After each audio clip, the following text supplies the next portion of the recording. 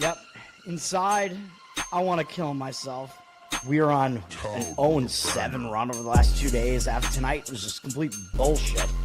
So that's how I'm going to start off this show. Horrible Sunday, 1-5. I don't even know what to tell you about that. I just don't want to do this anymore. I have never seen anything like this, man. With the slump continuing, 2 straight losses, not a good day at all. 0-4. I just have not had a good season, man. What kind of slump that I'm on? The slump continues. I've reached a new peak, actually. I'm gonna burn my Bruins hat, man. I don't know what is going on with the Bruins. March 8th, is that what it is? I don't even know. It's March 9th, I think. Who even knows, man? I don't know what day it is anymore. I don't even know what day it is anymore, man. Back with you after the worst day that I could possibly have. Back with you, as I always am. Until I die, at least. 0-2 yesterday, and yesterday did not go well for me. 0-5. The worst month that I've ever had in my 18 years doing this. I don't know what to even tell you about this anymore. Broke the slump yesterday as the slump discontinues. The slump continues. Somebody fucking kill me, please. I don't even know what I should do at this point other than potentially end it all.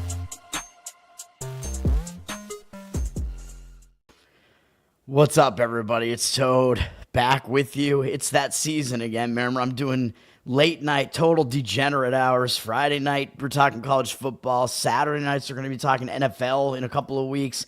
It's crazy, man. It's football time. Isn't it great? Isn't it fun? Hopefully my audio's good here. We're on a 5-0 run on the show, by the way, over the last 2 days in baseball and in WNBA. One WNBA play, the rest baseball. StreamYard is actually freaking me out right now because there's like a mic level monitor now on the little thumbnail. I don't know if you guys use StreamYard, but on like the thumbnail, like where you see who's in the room and whatever. That's like a new thing. I don't know. StreamYard freaking me out, baby. Don't do that.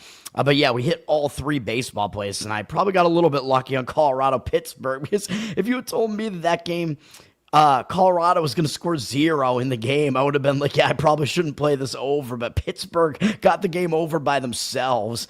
I mean, I was looking at the game, and I'm like, oh, Pittsburgh's already up 5-0 in like the 4th inning. I'm like, okay, this is trending well here. And they did get it over themselves, 9-0. I'll take it. I mean, that was a little bit lucky. Houston almost made us unlucky and almost blew it as they had a 4-0 lead right out of the gate almost, like really early. Almost blew the entire lead. Padded the lead again, and they were up 7-3, and then all of a sudden it was like 7-6. As I think they gave up 3 runs in like the 6th inning or something. Then they padded that lead, wound up winning 10-7, I believe. So that was still a winner, and then the Toronto run line got there as well. Shane Bieber getting us there with a 5-2 win. I didn't really see what happened in that game, but that was a winner as well. Charles, what's up, man? Thanks for hanging out. Yeah, 9-0. There you go. I mean, I'll take it. Sometimes you got to get a little bit lucky. I mean, I'm not sure that it was necessarily the wrong handicap on that one. The streak continues. I should just be betting this again, man. 5 wins in a row. I'm on a little bit of a nice little run here. Last week or so has been good, except there was one day where I was 0-3, which was just horrendous a couple of days ago. But 5-0 here, and then I think I was 2-0 the day before the 0-3, so it's a 7-3 mini run here. But we're going to talk about college football, man. It's week 0, which college football is legitimately starting tomorrow, man. It's starting in less than 12 hours. This is crazy. I'm never going to parlay these things. Never parlay. Unless it's a very correlated result, never parlay anything. You never get the best odds on it. Don't do it. You might win some of them, but you're not going to win long-term by parlaying. The books know this, which is why they want you to parlay, like completely independent results that have nothing to do with each other. It's best to just straight bet all those things because then you just have to basically constantly just win like 53, 54% of your straight bets. You're going to profit long-term, whereas if you're playing parlays, you're not going to profit. Okay, we have 5 games on tap here as far as college football here. I don't like how ESPN is doing this now with this. Like, what is this? It's like it's in its own table here on the. I don't know what they're doing here, man. Like, usually you just see everything on one page, but they have like a table with the Saturday games. Fix your shit, ESPN. I don't know what this is, but we have 5 games tomorrow. I'm going to skip the big game until the end because that's going to be the game I'm actually going to play. Dave, what's up, man? Good to see you. Dave Benner, man. One of the LP National guys. Yeah, hanging out in Better Off Dead. We're getting the real degenerates come out for the football shows late night, right? I had to actually work out and then finish watching the new Dexter, which I already have, which is the one that's going to be out on Sunday. So I was like, we're going to push this show back to real late at 12:30, and then I have to somehow figure out how I'm going to get the Descript going on this when I don't pay enough money to use Descript as much as I'm going to have to now. Yeah, represent. NFL, yeah. Well, we'll talk about NFL as well. Tomorrow we have a lot of preseason. I'm probably not going to talk about every preseason game, but I'll talk about some of them tomorrow. Late night DGen. I'm going to have a play on the Iowa State-Kansas State game, which is in Dublin, Ireland, which I guess, I didn't realize this, but I guess college football has had a Dublin, Ireland game. I guess they started doing that in the 80s and then they stopped, but I'm right in that window where I was born in the 80s, so I don't remember that being the case in the 80s, but then I only remember it like starting back up again more recently. Like over the last several years, they've had these weird Dublin games, so you have to kind of figure out how to account for that. But in this particular game, I think, is a straight handicap, though. It's not a gay handicap, but I don't think we have to really worry about the fact that it's Ireland because neither team is really used to doing it. We do have some other games here. We have Idaho State at UNLV is one of the games, which is Idaho State even in FBS football? No, they're not. They're in the Big Sky. So, like, do we even need to handicap this game? I don't know. I mean, it's on the board. UNLV's up to 30, minus 30. I usually don't handicap the games involving the FCS teams. The line has moved way up on UNLV, but I really can't see laying that many points with UNLV here, man. I mean, Idaho State, I don't really know how good they are in the FCS because I don't really pay attention to FCS that much, but UNLV, they're having like complete turnover here, man. UNLV, they got a new coach. They got Dan Mullins is their new coach, who really has kind of struggled. I think he was in the broadcast booth because he was not a good coach. I guess he was good. Some people said last night he was good at Mississippi State. I don't even remember that. I remember him not being very good at Florida. He's been in the broadcast booth, and now I guess he's a head coach again at UNLV, but that means a new system is being implemented at UNLV. I don't think they're going to be anywhere near as competitive as they were last year. I don't think this is going to be a great season for them. And when you have a new coach coming in, there's that, like the players have to take some time to adapt to that new system or whatever. So I don't think that's going to happen right away. So there's no way that I would lay 30 points with UNLV in the first game with their new coach like that. I mean, yeah, they might get pumped up for it. I mean, it's a first home game. The crowd's going to show up for it. But I just don't see that being anything that you would want to touch. If anything, I would lean to taking the points with Idaho State there. But I won't do that either. Clint is that old, obviously. Don't listen to him when he says he's only like a year older than me or whatever, because that's not true, obviously. Fresno at Kansas is actually an FBS game, which will be the second actual FBS game that we get.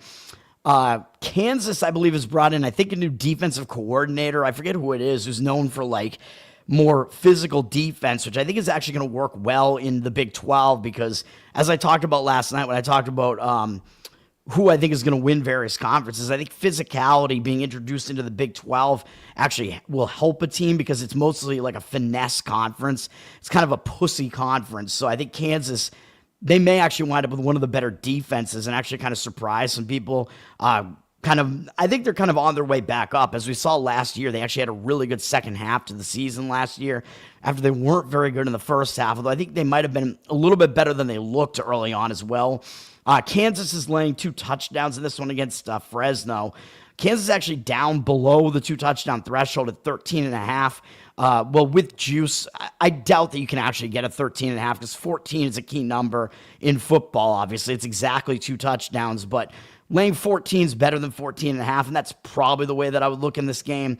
Looks like some money's coming in on the under as well, down from 51.5 to 50.5. 71% of tickets, only 64% of the cash on the over. I don't do a whole lot of totals in college football, but I can tell you it looks like the professional money's kind of coming in on the under, but I would rather get the under 51 or 51.5, which I think that is a key number in football games. 51 is one of the key numbers. So, kind of a total that's sort of like just right in the middle of, like, it's not really a high total. It's not a low total either. I would probably play the under and or lean to Kansas covering the spread, which means that I don't think Fresno is going to do very well offensively in this game. 56% of the tickets, 63% of the cash coming in on Kansas.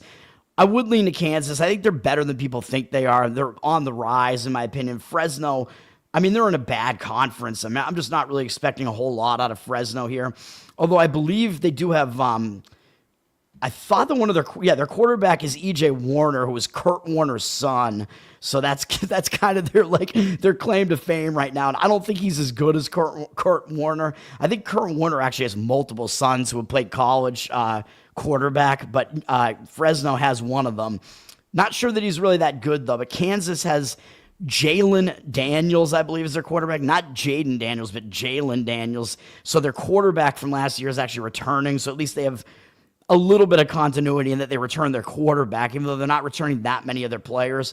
But I just think this is basically Kansas's game to lose. I think the crowd's probably going to be excited, pumped up. First home game. They get a national TV game, Fox game. I mean, both teams should want to show up for the game, but I just think Kansas is too much better than Fresno. But I do expect a low-scoring game as well. Like, I don't see Fresno really having a prolific offense at all, and I'm not sure Kansas's offense is really that great either. But I do think that their offense may at least be good enough, or their defense may actually be good enough to hold Fresno to a low enough score that they can cover this. It would probably be the only way that I would lean in that game would be under, but also laying the points with Kansas. Yeah, Clint is obviously 62. Has the son of a great quarterback ever been as good as their father? I don't know. That's a good question. Because, I mean, how good was Archie Manning, the Manning's father? Was he really good? I don't know. He was before my time, so I don't know. Obviously, their father was a quarterback, though. I don't know. I'd have to think about that. There has to be some example. Maybe I'll look at it at the end of the show. And then we do have Sam Houston at Western Kentucky on CBS Sports. This is a Conference USA matchup, I believe, with a ridiculously high total, because that's what we get in some of these matchups here. I don't even know which players are returning for these teams, to be honest. I think Western Kentucky, I think one of their quarterbacks, I think, is definitely in the NFL now from last year, which I think was Wooldridge, I think was their quarterback last year. So I think they have a new quarterback this year. So there's going to be a little bit of maybe a continuity issue early on for Western Kentucky, I think, because they're trying to get going with a new quarterback there, because I'm pretty sure Wooldridge was their quarterback last year. You can correct me if I'm wrong on that, but he is on the Patriots now, I'm pretty sure. And Sam Houston, so the thing, well, Western Kentucky, I can tell you that they're really like a pass-heavy offense. Sam Houston was actually more of a run-heavy offense, so it's kind of an interesting contrast of styles. Where Sam Houston actually, these are two of the better teams in this conference last year, by the way, and I think they'll still continue to be a couple of the better teams in this conference. Sam Houston, fairly new to being in FBS football. They were in FCS for a while. I can't remember who their quarterback was. I don't know if he's back or not. Yeah, Hunter Watson was their quarterback last year, so he is back.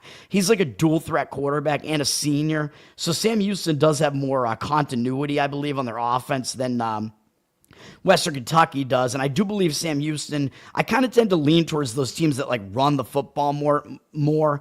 I kind of like that more punishing style of offense, man. I'm old school. And Western Kentucky never has really been known for having a great defense. I mean, this total's crazy high, really. Well, not crazy high, but it is high. It's down a little bit to 60.5. I mean, if you lean to Sam Houston, though, Sam Houston is probably correlated to this game being lower scoring, though. So if you like Sam Houston, you probably like this game to be a little bit lower scoring. 69% of tickets, 59% of the cash on the over. If Sam Houston's going to cover this, it'll probably be lower scoring. So maybe that would mean it would be the under, but I think probably I would take the points with Sam Houston, just because I think they have a little bit of continuity there with returning Hunter Watson, their quarterback. They're assuming he is going to be starting. Sometimes I look to just see, like, what did these teams do last year? So I'm actually handicapping this on the fly because I'm not going to have a play in this game. But Western Kentucky, actually, they made the conference championship game last year, and they got absolutely annihilated. Although I was wrong, actually, Veltkamp was their quarterback last year. I don't know why I was thinking it was Wooldridge. Wooldridge was somewhere else then, but Veltkamp is also not on the team anymore, I don't believe. So they do have a new quarterback this year, so they are going to have some turnover there anyway, like I said. So they do have to get used to having a new quarterback there.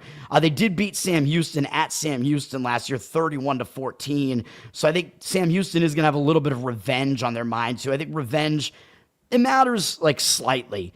It's just a little bit of an extra motivator, I think, because Sam Houston knows that when they were at home against Western Kentucky last year, they got kind of embarrassed. So I think on national TV, they're going to want to try to go into Western Kentucky and do the same thing. So again, I would take the points with Sam Houston if I was going to play this game at +10.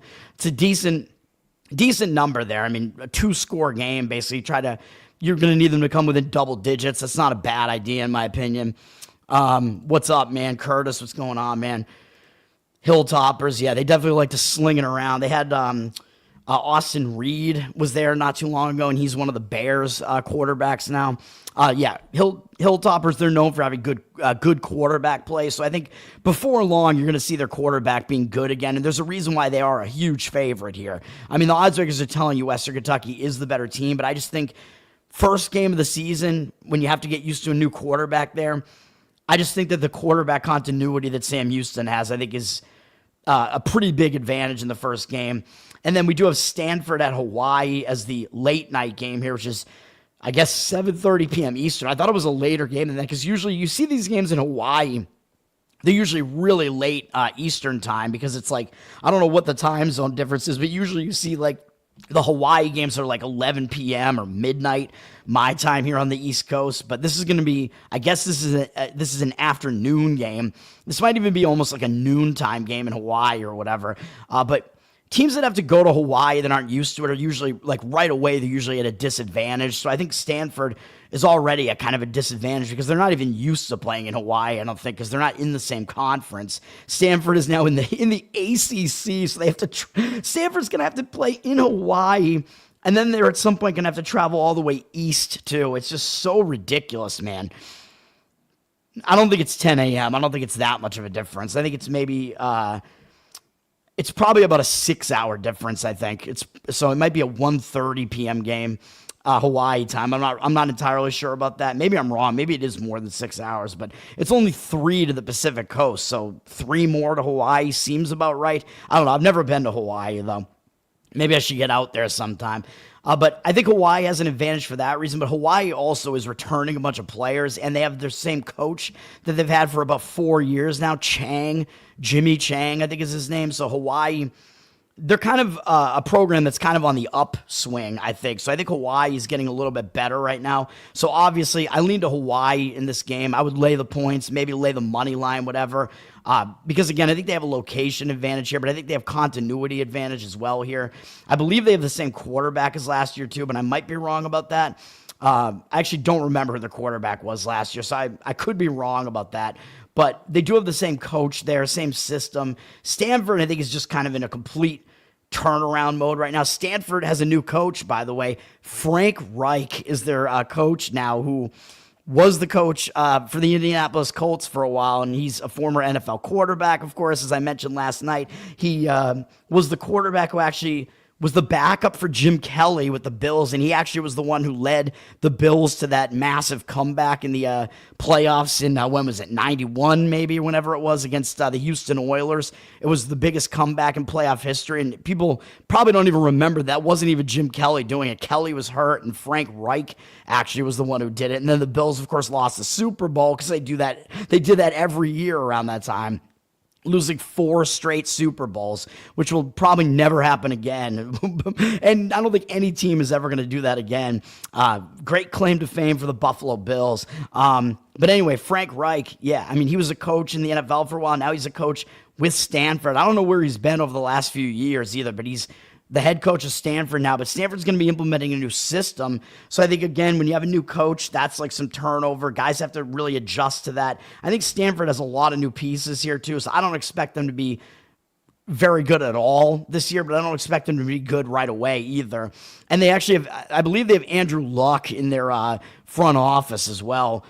So Luck, who was being coached by Frank Reich when they were both with the Colts, 6 hours. Yeah, see, I'm good. I'm good at geography, man. Yeah, Chang, he's been there for a bit now. But yeah, he's got the program on the right trajectory right now, at least. So again, Hawaii would be the only way I would play this game, but they actually were a 2.5-point underdog at some point, which seems ridiculous to me because I think they're the better team over Stanford. And they're only laying 2.5. Still, I think laying 2.5 is not even big enough, to be honest. I mean, what is it? Like, that's basically just home field advantage and nothing else. It's like not even home field. So the odds makers are almost telling you that Stanford is better than Hawaii. I mean, they play in a better conference. Yeah, Hawaii's in a bad conference, but Hawaii's probably one of the top 4 teams or so in their conference, even though it's the Mountain West. It's a terrible conference, but 75% of tickets, 80% of the cash on Hawaii. Again, you'd want to lay the 2.5 rather than the 3, though. Obviously, 3, very key number in football. You want to get on the best side of 3, 4, 7. I mean, even 6, but a little bit less so with the 6. I mean, I think we all understand that. Get the best of the key number, whichever side you're on, right? Key 3 and 7 especially. But yeah, Hawaii, I mean, if it's somewhere around 3, you might be able to find a money line price on Hawaii as well. This total has plummeted as well from 55.5 to 50 for some reason. 56% of tickets on the over, 53% of the cash on the under. So the money's coming in on the under, but if you like the under, I think the value is completely gone. I mean, that was way too much of a move, a 5.5 point move. I think there's no value left in the under, but I do think there might still be value playing the Hawaii side in that game. So that would be the way that I would lean in that game. Being from Buffalo, yeah, it's a Rust Belt city. And yeah, they're known for, losing at the last possible moment, basically. And the first Super Bowl that they lost was the one where Brad Norwood missed the kick against the Giants. And the Giants, I believe, had Bill Parcells and Bill Belichick on their coaching staff. Parcells was the head coach, if I'm not mistaken. And I don't know, I was very young at the time. And Belichick, I think, was their defensive coordinator at the time.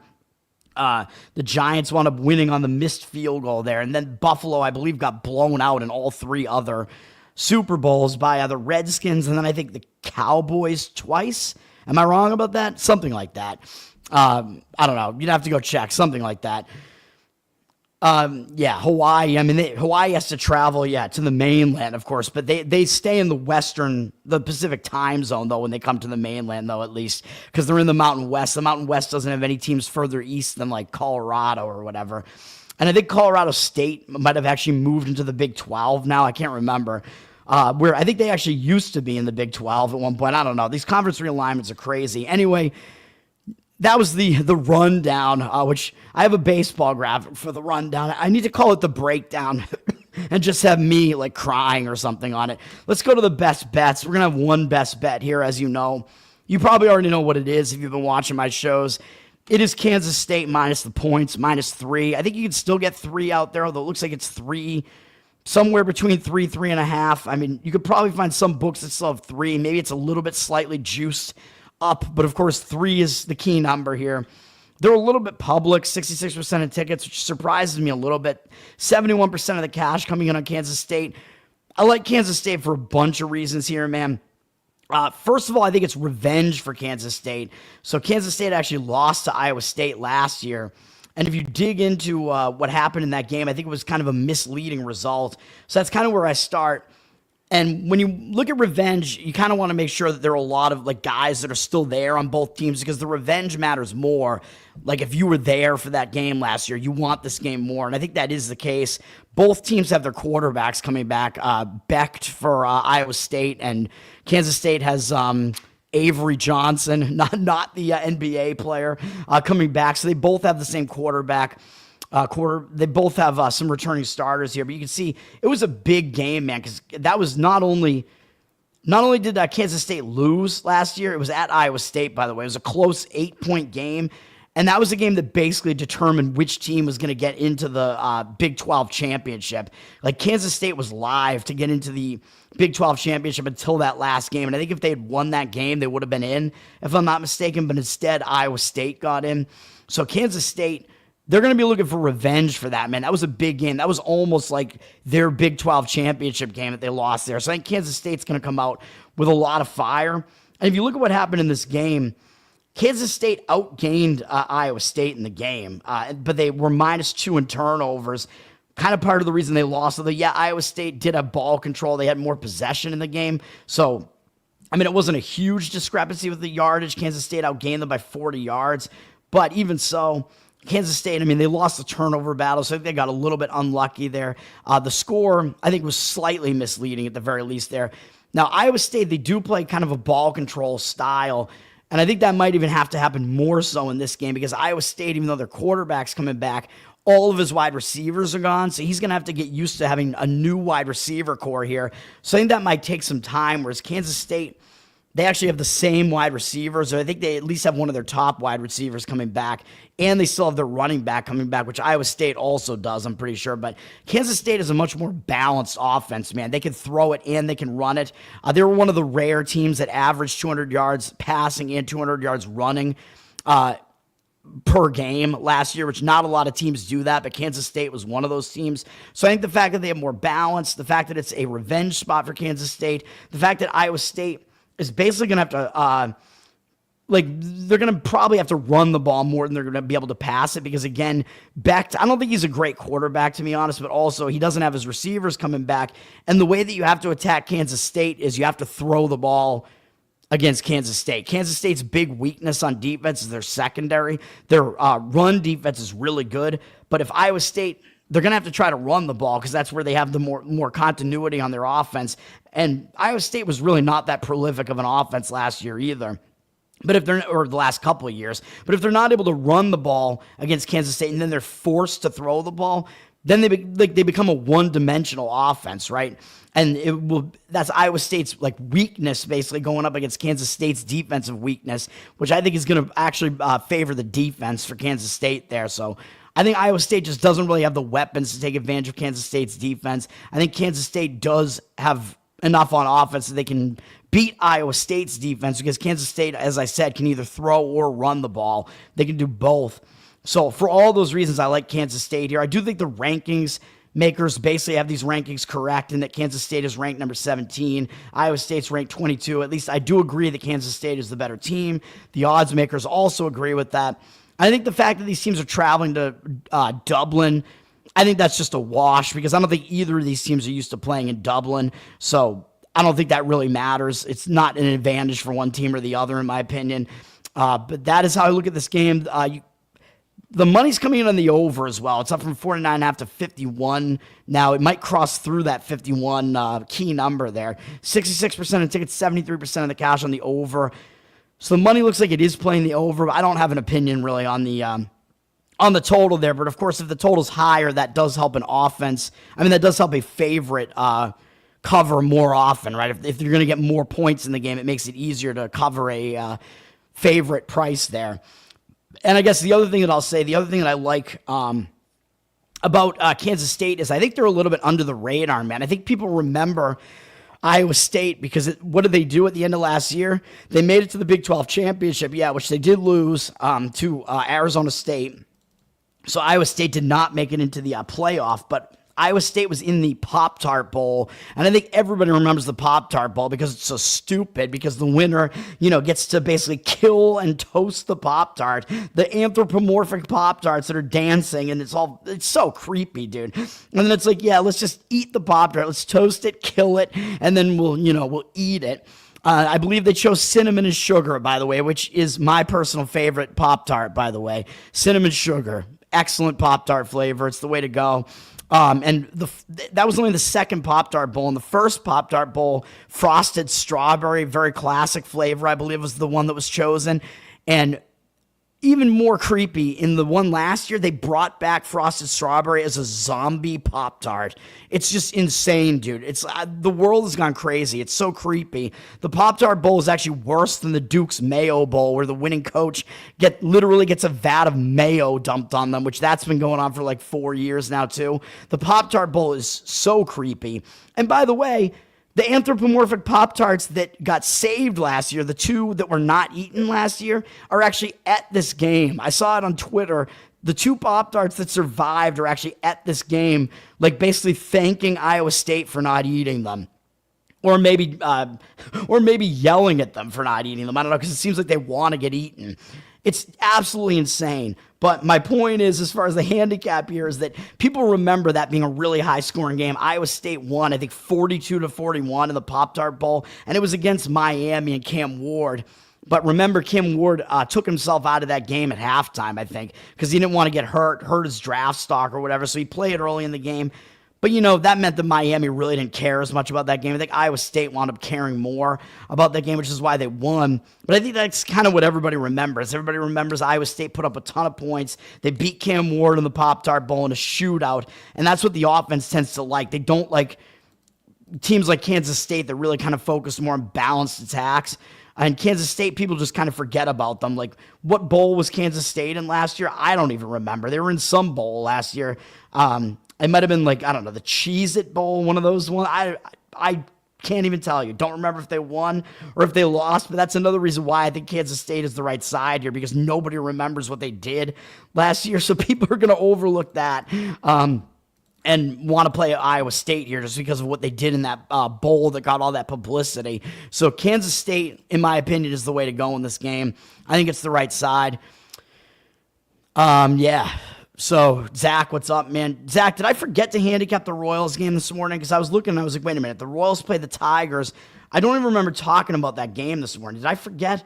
Let me look at that real quick, because I apologize if I did. That's, dude, I've handicapped every single baseball game all season.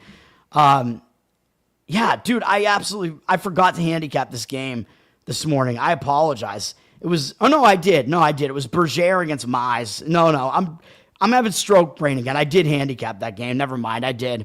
Yeah, that's right. But thanks for hanging out, guys. Zach, by the way, we got your Kansas State. I don't know if you're a Kansas State fan or a Kansas fan, but they're both playing tomorrow. So I talked about both games there. Cinnamon Sugar is definitely the best one. Toaster Strudel Bowl, yeah, where the winning coach gets jizzed on basically with the icing, pretty much. They get icing on their face. Justin, what's up, man? From Fuentes, from what? Nick Fuentes? What are we talking about? You were doing the, I know, Justin, you were a cameraman at one of the games tonight, right? I don't know. Maybe, I don't know. I don't know what anything is anymore, man. The Royals suck. Well, I mean, it's not easy to beat Detroit in Detroit, man. Kansas City, Missouri. Oh, right. That's Kansas City, Missouri. That's right. I'm an idiot. Yeah, that's right. So you root for... Which school does that mean you root for then? You root for University of Missouri then? One of those teams? I don't even know. Nick Fuentes. All right, yeah. But anyway, I think that's it, man. I mean, it's week 0. There's not a whole lot here. I'm going to have to get the D-script going on these things. Oh, yeah, you wanted me to look up, let's see real quick. I forget whose question it was, but best quarterback whose father was also a quarterback. Let's look it up real quick. Let's see. Peyton Manning is being mentioned as far as Archie Manning, which I think Archie Manning was actually a good quarterback. I mean, I know he played for the Saints. He's in the College Football Hall of Fame, at least. He played in the NFL for 14 seasons. So I think that answer is probably the best answer to that question, which I did already point that out. I think the answer to that is the Mannings. Might be the best ones that you can find, man. Royals and Cards, yeah. I'm wondering about what Zach's rooting interests are. I meant in college. Justin, I know you root for Missouri State, man. I know you do their camera work and whatever. Yeah, Kansas City doesn't have a D1 football school. That's why I'm wondering, like, which school, like, if you root for a school, like, is it one in the area? Like, which one would it be? I don't know, but I got to try to cut this video a little bit short. Oh, you're a Notre Dame. I knew that. You're a Notre Dame fan. I think you mentioned that in the chat. I try to keep all these things straight. I try to remember that. Yeah, all right. Well, Notre Dame, I'm not a fan of them, but Shane Gillis, I believe, is a Notre Dame alum because I know he's a huge fan of Notre Dame.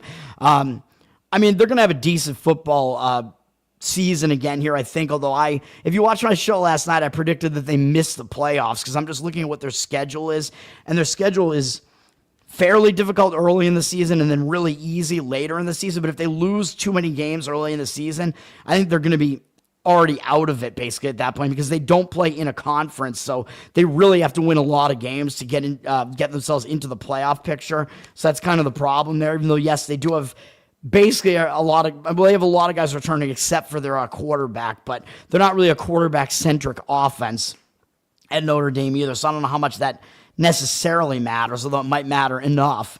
And their schedule is more difficult this year than it was last year. But yeah, that's going to do it, man. Learn to Toad on Twitter, of course. Learn to Toad on Better Off Dead. On Instagram, Better Off Dead. On YouTube, of course. Like, subscribe, man. Let's get me up to 500 subscribers. Let's keep going with this. I'm on the audio platforms. You can rate me there. Spotify, Apple, whatever. And then Covered in Uke, my ukulele channel on YouTube as well. Patreon.com/LearnToToad, and it's Uke content at the bonus levels. I don't know if I'm going to do any like Patreon streams for this, but again, like I'm using Descript for this, and Descript, they have like a certain threshold of hours that you can do per 30-day cycle, so I'm like butting up against that. So with all these shows that I'm doing, I might have to like not Descript, like maybe the one that I did last night, maybe I just have to not Descript it. I don't know. But we'll see. I'll be back with you guys tomorrow because, again, it's Saturday. We're going to have a full baseball slate to do tomorrow morning. And I'm going to talk about the NFL preseason tomorrow. And I think there's probably at least one WNBA game tomorrow, too, unfortunately. Although I've been finding value in the WNBA, man. If you're betting all my WNBA plays, you're up on the season. So first time I've done WNBA. Oh, thank you, Sir Charles. Thank you, Sir Charles. Thank you, man. Oh, thank you, man. Curtis, thanks everybody for hanging out, man. Justin, Zach, everybody who was in here. Dave, who else was in here? Did I get everybody? Charles, Curtis, I think I got everybody, right? Everybody, thanks for hanging out, man. Hopefully I didn't miss anybody there, but I appreciate it with the late night streams. NFL is going to start in a couple of weeks after week 1. Next like late night Degenerate show for me is going to be the college football week 1, and it's going to be a longer show because obviously there are way more games to break down, so I have to limit it. I don't break down every single college football game, and there's no way that I can do that, but I will limit it to just what I'm recommending as plays, and I do like the big games, obviously, pretty much. And then if somebody asks me about another game, I'll talk about it as well. Anyway, that's going to do it. Thanks, everybody. And once again, Kansas State -3 is the play that I have for week 0 of college football. Let's get a win like I did last year. I had Georgia Tech plus the 10.5 or whatever, 11.5. Last year against Florida State, which I believe that was the Ireland game as well, right? And Georgia Tech won the game outright. So let's keep it going with these week 0 college football wins, man. The next Bald with Clint, I think is going to, he doesn't do college stuff. We did an NFL preview show already. The next show I'm going to do with him, I think, is going to be Major League Baseball postseason bracket show, I think is what it'll be. That's going to do it for now. Peace out, everybody. It's late. I got to get some sleep, although I'll still probably be up for a bit. But thanks, everybody, again. Peace out for now.